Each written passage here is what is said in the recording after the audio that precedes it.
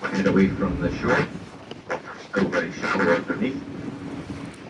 That would meet the support for the rail bridge, and then the water drops to over 20 metres on either side of the island on the front. And then on the front is actually an extinct volcano. And when the Ice Age came along, it could fire. So it's 18 valleys on either side. Same happens in Edinburgh. Edinburgh Castle sits on another volcanic extinct volcano. Volcanic plug. The deep valleys in Edinburgh are Princes Street Gardens, the Grass Market. So here in the Beagle, we look at this mile that conveniently holds up before the rail bridge. We're on volcanic plug, leftovers, activity, holds up in the middle of the new bridge.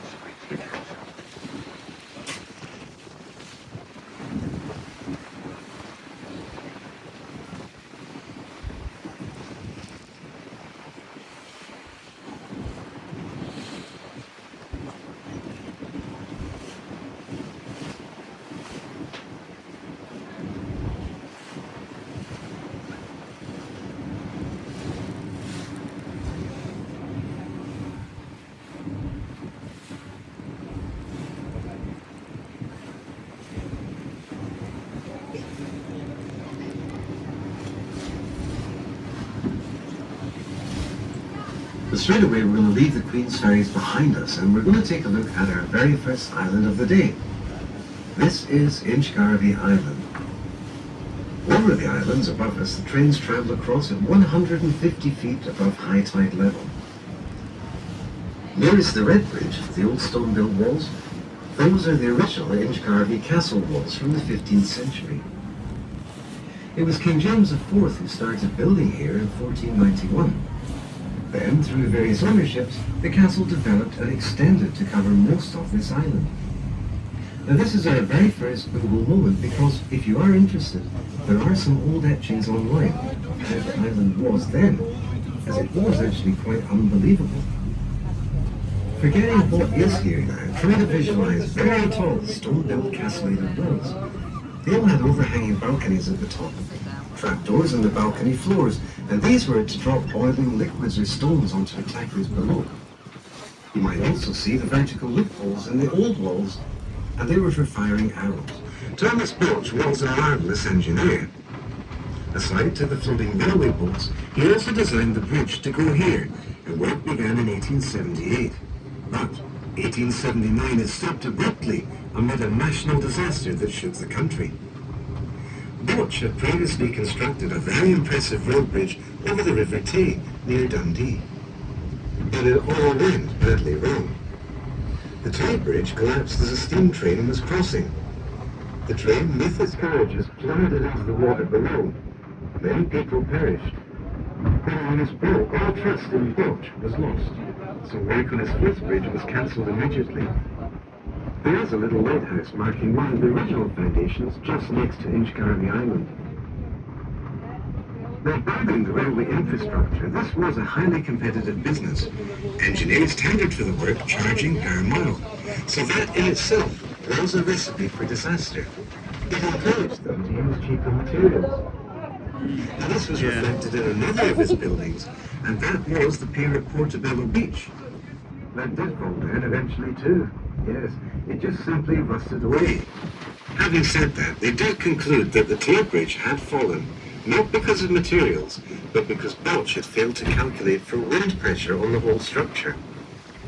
But that's something Benjamin Baker and John Fowler did do when they took over the project here, and they designed what we still see here, over 100 years later. See the bridge? It lives, it breathes. It gets heavier with the rain or the snow. It grows when it gets hotter. And that was the problem when it came to the end of the building, temperature. As the very last rivets needed to be hammered home to complete the construction, they had to stop work. They had to wait until the weather and the bridge warmed up and expanded, because the last rivet holes would not line up.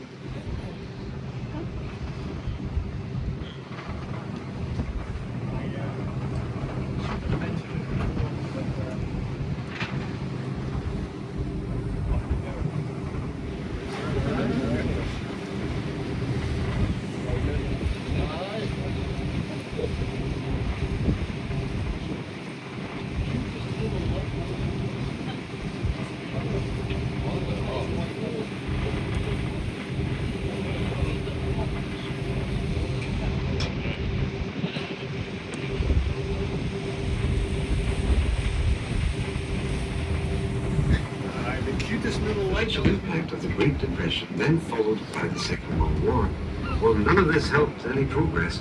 It wasn't until the swinging 1960s when the main cable anchorages were bored into the rock on both shores and completed to build the Silver Force Road Bridge, the middle bridge we see here today. At the time of building, only 1 in 4 families had a car because they were very expensive. For example, to buy a brand new Mini would cost £500, when the average cost of a house was £3,000. Back in the day in the cinemas, it was Mary Poppins and Goldfinger, colour television made its first debut, and the smiley face was invented.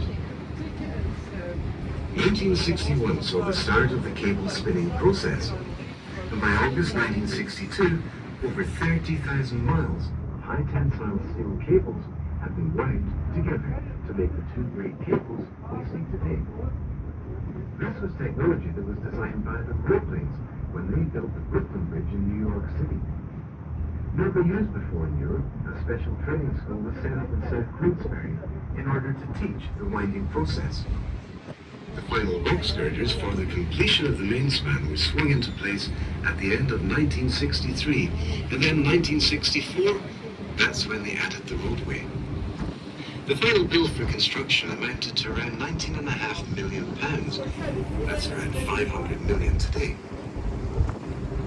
Her Majesty Queen Elizabeth II opened the bridge on September the 4th, 1964, and it would have been the 4th longest in the world.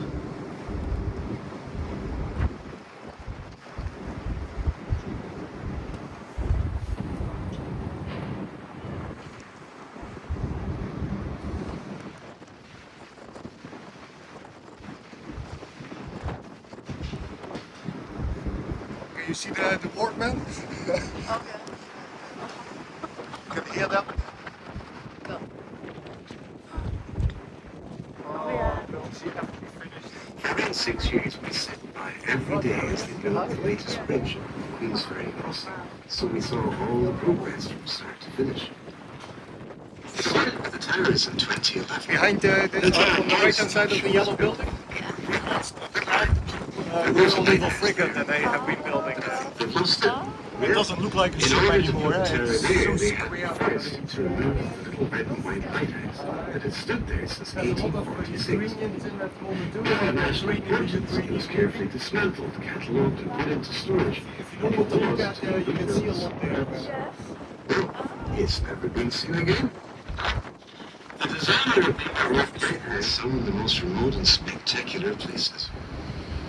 And with 208 locations, the most northerly is the wonderfully named Muckle Flugga, and that's over 400 miles north from the city. It's in the Shetland Islands. Plus, we've got 2 mansions based in Urban on the west coast. NLV Faroes. Lighthouses are the same as white books, but a government either.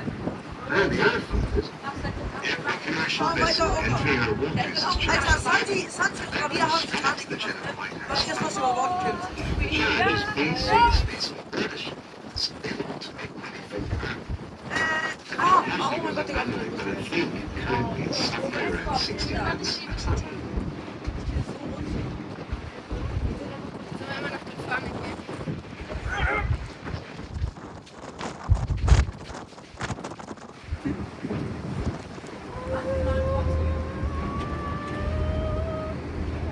Besides Dockyard, still a vital naval base, played a significant role in repairing over 3,000 warships during both World Wars. In the 1980s, it stood as Britain's sole facility for refitting nuclear-powered submarines. However, in 1993, the dockyard lost the bid to continue its submarine operations, transitioning instead into a storage site for decommissioned submarines awaiting dismantling. Today, Versailles has transformed itself into the fourth great fleet and agri, embracing a modern and innovative future. While small cruise liners occasionally berth here on the North Wall, significant efforts have been directed towards building commercial cargo operations. The port underwent dredging to accommodate vessels carrying up to 50,000 tons of cargo. This upgrade now facilitates direct shipping of various international origins to Scotland, eliminating the need for transit shipments in other European ports. Bridge closure. Dank je. From the Fort Road Bridge here to the Falkland Bridge, then over to the Skye Bridge. Ripples are infrastructure. High-sided vehicles blown over. The new one is fitted with wind divergers to funnel the gusts and over the car decks. So in theory, this one should never have to close. The newest of our bridges is called the Queensferry Crossing. Design-wise, this bridge is unique.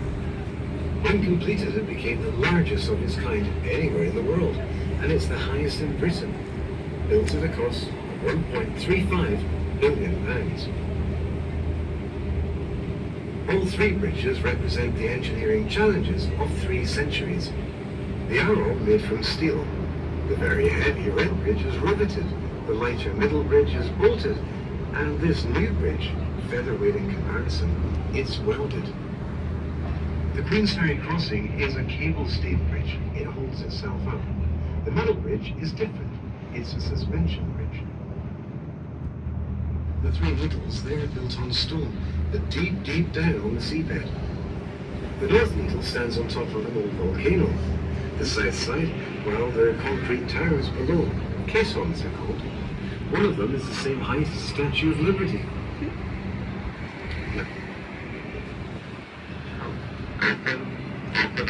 Towards the middle pillar of the new bridge. It's definitely built for that time. Going to the left. Middle pillar rear bridge. Oh, there's still Yes, there we are. It's there, isn't it? left side of it there, see Oh, there. there it is there. Here. Up on the left hand side. Point it out. You see it over there? See him? No. Keep looking here. Yes, it's just here. There he is. See him? Oh, just keep filming there, you're probably getting him. There's the big one behind us. See him His there? name is Derek. He's on his own for 2 years now. Oh, He seems to be quite happy. He's all over social media at the moment. Okay. Oh, well, he's happy. The kids in Port Edgar play with him. They just start tapping on the water. He just comes up. Wow. But it's you can see all the birds hanging. Well, around. it's roughly That's 3 fish. kilometres bank to bank. So having 3 towers was a major engineering challenge. 23,000 miles of cabling hold the car decks up. But for the first time ever, engineers crisscrossed the cables to provide the very same stiffness as a 2-tower bridge.